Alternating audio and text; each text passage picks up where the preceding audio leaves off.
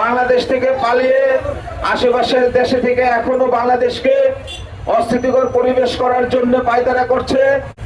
দীর্ঘ 17 বছরে এই বাঞ্ছারামপুর সহ সারা বাংলাদেশে আপনারা যেই অন্যায় অত্যাচার করেছেন, যে চাঁদাবাজি সন্ত্রাস করেছেন, আপনাদেরকে বাংলাদেশের মানুষ কখনো ছাড় দিবে না। সেজন্য বলতে চাই, আওয়ামী লীগের দোষর, ছাত্রলীগ, যুবলীগ এখনো যারা ফেসবুকে বিভিন্ন ধরনের হুমকি দামকি দিচ্ছেন, তাদের উদ্দেশ্যে বলতে চাই, সাহস থাকলে মাঠে আসেন, মাঠে আসেন, পিঠের চামড়া থাকবে না ইনশাআল্লাহ। এই দেশের জনগণ আপনাদেরকে কখনো ক্ষমা করবে না। সংগ্রামী সাথী বন্ধুগণ, আজকে এই আমরা যে এবং এই খুনি ফ্যাসিস্ট হাসিনার অবৈধ লকডাউনের যেই প্রতিবাদে আমরা মিছিল করেছি, আজকে আমাদের মাঝে উপস্থিত আছেন বাঞ্ছারামপুর উপজেলা স্বেচ্ছাসেবক দলের আহ্বায়ক ফারুক ভাই, সাবেক তাঁতি দলের সভাপতি হাফিজ ভাই সহ কেন্দ্রীয় নেতৃবৃন্দ এবং আমার মানিকপুর ইউনিয়নের নেতৃবৃন্দ, সবাইকে আজকের এই প্রতিবাদ যেই মিছিল করার জন্য আপনাদেরকে স্বাগত জানাচ্ছি এবং অভিনন্দন জানাচ্ছি। আজকে আপনাদের মাঝে বক্তব্য নিয়ে আসছেন মানিকপুর ইউনিয়নের সংগ্রামী যুবদল নেতা মুল্লুক ভাই। আপনারা জানেন ফ্যাসিস্ট হাসিনা গত 1 বছরে ভারতে পালাই আছে, কিন্তু তাদের দোষরা এখনো বাংলাদেশে আনাছে এখানে আছে বলতেছে, তাদেরকে ধরতে পারলে আমরা তাদের পিঠের চামড়া রাখবো না। আজকে দোষরা ফেসবুকে দেখা যায়, আমি তাদেরকে বলতে চাই, তোরা মাঠে খেলা দেখাবো তাদেরকে। এই হাসিনা চলে গেছে, কিন্তু তাদের দোষরা এখনো দেশে লেগে গেছে। আমরা ঐক্যবদ্ধভাবে গ্রুপ ইনচার্জার বিএনপি সভা আমলের সভা গ্রুপ থাকবে না, আমলের পিঠের জন্য বিএনপি সবাই এক, ঠিক আছে, মাঠে থাকবো, আমলের পিঠের জন্য এক থাকবে, এগুলো আমরা করতেছি। ধন্যবাদ মুল্লুক ভাইকে। এ পর্যায়ে আমাদের মাঝে বক্তব্য নিয়ে আসছেন বাঞ্ছারামপুর উপজেলা স্বেচ্ছাসেবক দলের সংগ্রামী আহ্বায়ক ফারুক ভাই।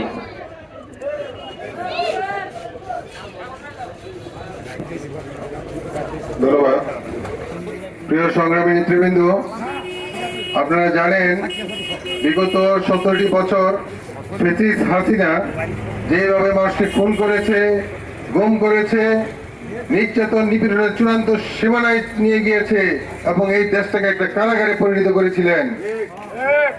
এই কারাগার থেকে মুক্ত করেছেন। দীর্ঘ 17টি বছর জাতীয়তাবাদী আদর্শে যারা আমরা বিশ্বাস করি, আপনাদের একদিন এই 5ই আগস্ট হয় নাই, এই 17 বছর আন্দোলন করতে করতে 5ই আগস্ট এই হাসিনা থেকে আমরা মুক্ত পেয়েছি। সংগ্রামী নেতৃবৃন্দ, প্রিয় নেতৃবৃন্দ, এই দীর্ঘ 17 বছর যখন হাসিনা নির্যাতন নিপীড়ন করেছে, গুম খুন করেছে, বাংলার মাটি থেকে তার বিচার হবে না? তাহলে আমরা আইনের প্রতি শ্রদ্ধাশীল।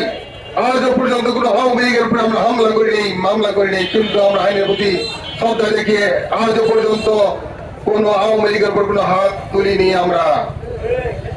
আজকে আপনারা যদি আবার নতুন করে কোনো দেশটাকে অস্থিতিশীল করার চেষ্টা করেন, আমরা যদি আবার লাঠি ধরি, তাহলে হাড় গোড় একটাও ঠিক থাকবে না। ভাই আমার, আমি স্পষ্ট করে বলে দিতে চাই, আপনারা যখন আওয়ামী লীগের আমলে মিছিল করেছিলেন, সামনে আপনাদের পুলিশ ছিল, পিছনে পুলিশ ছিল, তাদের প্রোটোকলে মিছিল করেছিলেন।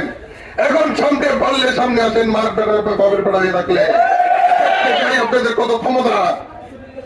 পিছন থেকে আপনারা অগ্নিসংযোগ করবেন, দেশের সম্পদ নষ্ট করবেন, সেটার প্রতিহত এই বাংলাদেশের মানুষ করবে ইনশাআল্লাহ।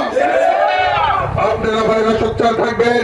এই ফ্যাসিস্ট হাসিনার অত্যাচারেরা কখনকার অগ্নিসংযোগ করে কার সম্পদ নষ্ট করে বলা যায় না। আপনারা সকলেই সতর্ক থাকবেন। এখনো ষড়যন্ত্র চলছে, ষড়যন্ত্র হয়নি শেষ। সজাগ থাকো বাংলাদেশ। প্রিয় নেতৃবৃন্দ, এই পর্যায়ে আমার সংক্ষিপ্ত বক্তব্য শেষ করছি। বাংলাদেশ জিন্দাবাদ, বাংলাদেশ জাতীয়তাবাদী দল জিন্দাবাদ। সকলকে ধন্যবাদ। ধন্যবাদ ফারুক ভাইকে সুন্দর বক্তব্য দেওয়ার জন্য।